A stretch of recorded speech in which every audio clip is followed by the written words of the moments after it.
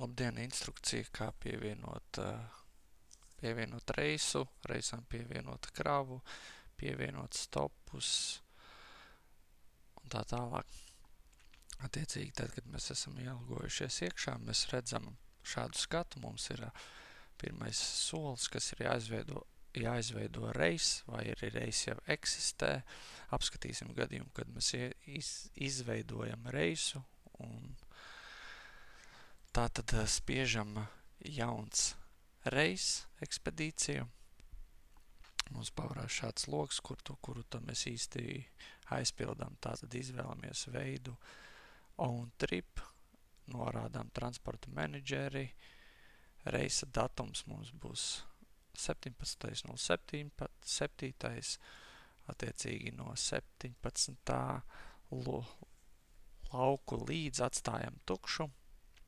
Nākamais izvēlamies mašīnu, vilcēju, piekabe automātiski aizpildās. Tātad izvēlamies arī vadītāju. Šajā gadījumā būs viss spiežam pogu saglabāt. Mums reis ir veiksmīgi izveidojies, kas ir redzams reisa ekspedīcijas skatā. Tātad nākamais solis, ko mums vajadzētu pievienot kravu. Attiecīgi, kravu pievienot var vairākos veidos, rādīšu jums ērtāko.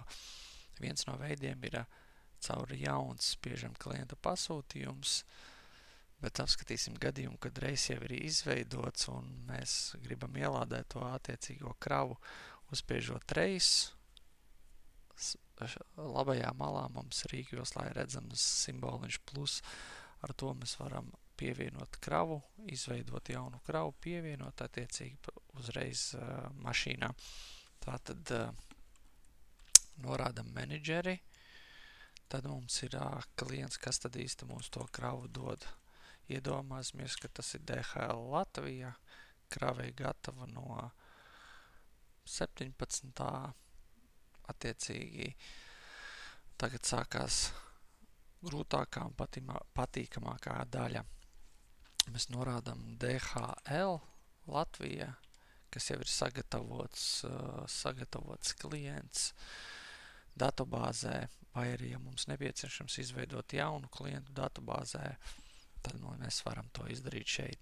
Vēršu jūsu uzmanību simboliņa, diskatīt simboliņu, kas nozīmē to, ka pieņemsim, ir gadījums, kad DHL Latvija jums iedod kravu, un krava varbūt jākrau kuldīgā. Attiecīgi, ja mēs ieliekam ķeksīti un norādam iekraušanās vietu kuldīga, tā adrese saglabāsies zem klienta. Tātad nākamreiz, kad jūs izvēlēsieties atkārtoti DHL Latvija, jums būs iespēja izvēlēties adreses, vairākas adreses, piemēram, kuldīga. Attiecīgi atvieglots darbs un patīkamāk. Tātad piegādi mēs veiksim 22. datumā. Vieta tā mums būs DHL Skecmo. Attiecīgi izlec adrese, izvēlamies, norādam visu, aizpildam. Kravas apraksts, ja ir nepieciešams, spiežam pogu saglabāt. Tad mēs esam veiksmīgi iekrāvuši iekšā kravu mašīnā. Kas mums būtu vēl nākošais?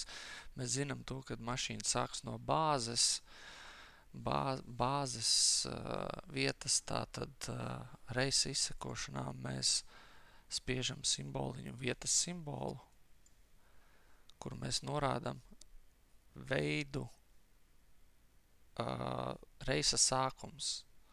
Attiecīgi atkal datumus savadam,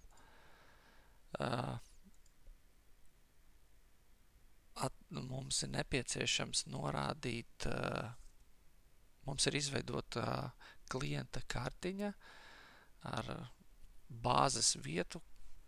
Mēs rakstam meklētājā bāze, kas ir bāze BNS vieta, ko mēs aizpildam visu veiksmīgi, sapildās viss ar GPS-iem, spiežam pogu saglabāt. Sakārtojam secību. Tātad sākums mums būs bāzes vieta, tad turpinājums būs iekraušanās, kas mums pietrūkst. Mums pietrūkst kuģis. Lai veiksmīgi kuģi pievienotas, mums ir jāspiež uz reisu. Uzspiežam uz reisu, un šis mums būs eksporta prāmis. Spiežam 3 punktiņus, new. Un tad mums jau ir sagatavotas prāmju līnijas, attiecīgi pievienoti ir operatori, tad mēs izvēlamies prāmju līniju, kas būs Ventspils, Ninshama, referenci, aizpildam, prāmis attiet 18.21.00, reģistrācija 18. līdz 18.00. Prāmja operatoru šajā lauciņā rakstam Stena Line, izvēlamies adresi, spiežam pogu kabīne, spiežam pogu saglabāt. Tātad kuģis mums arī ir veiksmīgi pievienots. Dodamies atpakaļ uz reisu izšakošanas, sakārtojam visu, kā nākās. Varam apskatīt visu maršrutu, kā mums izskatās kartē. Attiecīgi BNS iela ielādē, tālāk jādodās uz Ventspili, iepeldam Ninshamā, dodamies uz izkraušanu. Tāpatās mums ir jāpievieno arī reisa beigu. Ir gadījumi, kad ir reisu beigas, tad mēs pievienojam vietas simbolu un izvēlamies reisa beigas. Pie meklēšanas adreses lauka mēs vadam atkal bāzi, atkārtoti viss aizpildās, koordināts, nepieciešama info, ja ir kāds piezīmes vajadzīgs, tad mēs to varam izdarīt. Spiežam saglabāt, atkal sakārtojam secību, reisa sākums, ielāde, kuģis, izlāde, reisa beigas. Apskatīt to mēs varam kartē, viss ir sazīmējies veiksmīgi, ļoti labi. Nākamais solis, kas mums nepieciešams, tad ir pārsūtīt vadītājam vai atslēgt vadītāju aplikācijā, ko mēs varam izdarīt šādā veidā. Spiežam uz reisa un pie simbola vadītājs ir atstiņa.